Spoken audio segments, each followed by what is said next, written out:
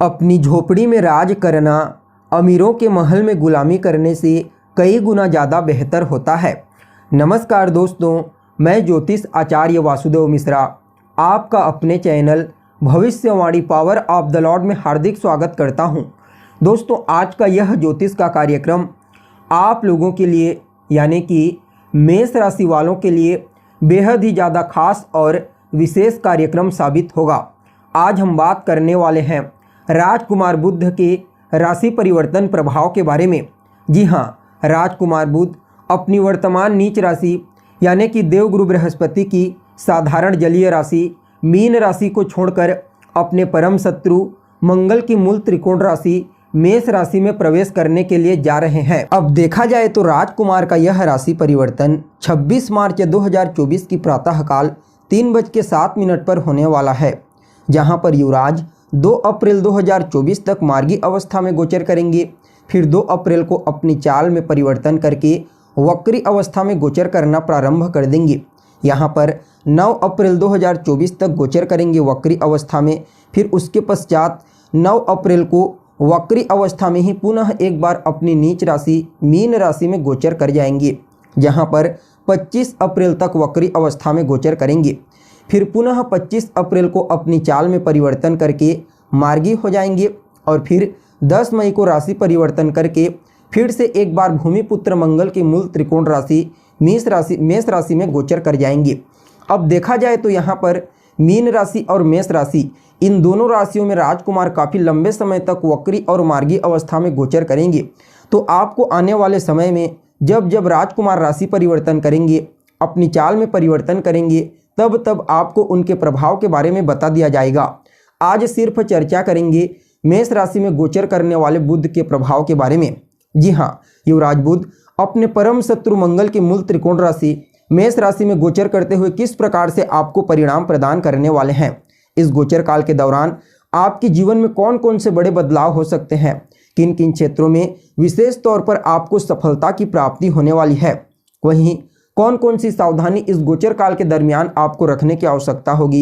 युवराज बुध के इस गोचर प्रभाव को और ज़्यादा अनुकूल और श्रेष्ठ परिणाम प्रदायक बनाने के लिए कौन सा उपाय आपको करना चाहिए, इन तमाम प्रकार के प्रश्नों के उत्तर आज के इस कार्यक्रम में आपको बड़ी सरलता के साथ बताएंगे। इसलिए कार्यक्रम को बिना मिस किए अंत तक देखिए। और अगर आप अपनी जन्म कुंडली पर हमसे परामर्श लेना चाहते हैं, अपने जीवन में चल रही समस्याओं का समाधान चाहते हैं, तो आपको वीडियो में और डिस्क्रिप्शन बॉक्स में हमारा कॉन्टैक्ट नंबर मिल जाएगा, जहां से आप या तो व्हाट्सएप के माध्यम से या फिर डायरेक्ट फ़ोन कॉल के थ्रू अपॉइंटमेंट लेकर अपनी जन्म कुंडली का विस्तार पूर्वक अध्ययन करवा सकते हैं और अपने तमाम प्रकार के समस्याओं का समाधान जान सकते हैं। जी हाँ, बुध कौन है? बुध तो बुद्धि, किसी भी प्रकार का बिजनेस, व्यापार, इंटरनेट, डिजिटल दुनिया, communication, banking, media, share market, share बाजार, रिसर्च फील्ड और मार्केटिंग के क्षेत्र में सिर्फ और सिर्फ राजकुमार बुध का ही सिक्का चलता है। इसके अलावा विद्यार्थियों के जीवन काल में जो कुछ भी महत्वपूर्ण परिवर्तन होते हैं, वह भी सब राजकुमार बुध के कारण ही होते हैं।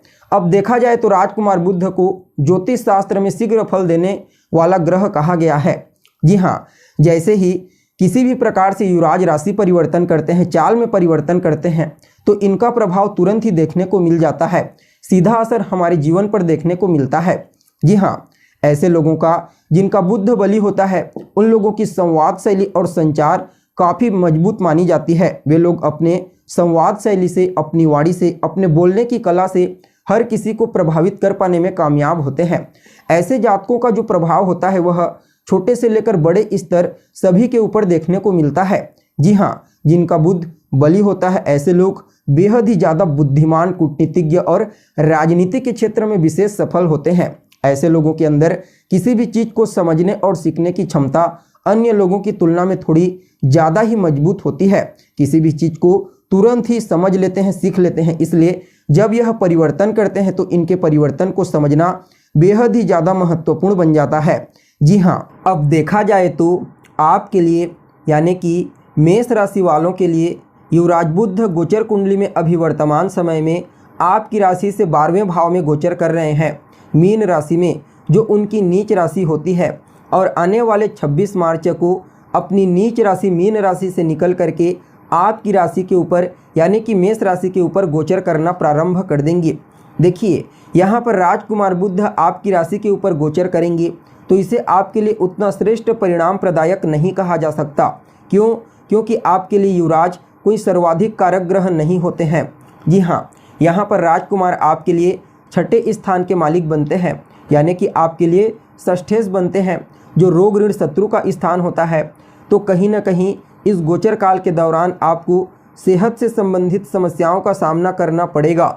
जी हाँ, इस गोचर काल के दौरान अपने खान पान रहन सहन पर आपको ध्यान देने की आवश्यकता है। आपके लिए युवराज षष्ठेश तो बनते ही हैं, साथ ही साथ यह आपके पराक्रम, आपके पुरुषार्थ के घर के भी मालिक बनते हैं, यानी कि आपके तीसरे भाव के मालिक आपके तृतीयेश बनते हैं। तो ऐसे में इस गोचर काल के दौरान संघर्ष की स्थिति बढ़ने वाली है। थोड़ा ज़्यादा ही हार्ड वर्क करना पड़ेगा और छोटे भाई बहनों के साथ रिश्तों में कुछ कमजोरी देखने को मिल सकती है। ज़्यादा मेहनत में कम परिणाम की प्राप्ति होगी। हालांकि देवगुरु बृहस्पति भी उपस्थित रहेंगे यहाँ पर, तो कहीं ना कहीं देखा जाए तो यह जो समय होगा आपके लिए थोड़ा सा स्थिति में शांति प्रदायक तो होगा, लेकिन फिर भी आपको संघर्ष तो करना ही पड़ेगा। देखा जाए तो राजकुमार बुध और देवगुरु बृहस्पति ये दोनों एक साथ तो दिखाई देंगे, लेकिन इन दोनों के बीच में दूरी बहुत ज़्यादा होगी। फलतः गुरु का बल राजकुमार को नहीं मिल पाएगा, इसलिए आपको थोड़ा मेहनत तो करना ही पड़ेगा। यानी कि कुल मिलाकर के देखा जाए तो इस गोचर काल के दौरान आपको विशेष रूप से अपनी सेहत का ध्यान रखना है, अपने खान पान रहन सहन का ध्यान रखना है और रिश्तों का भी ध्यान रखना है। संबंधों में थोड़ी बहुत परेशानी आने की संभावना है। जी हाँ, जहाँ तक हो सके तो इस समय बहन बुआ के साथ संबंधों में विपरीत परिस्थिति का सामना आपको करना पड़ सकता है, इसलिए इस समयावधि में आपको इनके साथ मधुर व्यवहार करना चाहिए। हालांकि आपके निजी जीवन में किसी भी प्रकार से कोई परेशानी आने वाली नहीं है, आपको विशेष रूप से लाभ की प्राप्ति होगी, लेकिन थोड़ा अपनी सेहत को लेकर के सचेत रहना है, अपने संबंधों को लेकर के सचेत रहना है। बाकी आपकी पर्सनल लाइफ, आपकी प्रोफेशनल लाइफ, इन दोनों के लिए समय को बढ़िया कहा जा सकता है। जी हाँ, हालांकि इस गोचर काल के दौरान कुछ मामलों में आपको अद्भुत परिणाम की प्राप्ति होगी, जैसे कि धन से संबंधित समस्या आपकी अचानक दूर हो जाएगी और कहीं ना कहीं इस गोचर काल के दौरान आपके सोचने समझने की शक्ति, आपके परखने की शक्ति में मजबूती आने वाली है।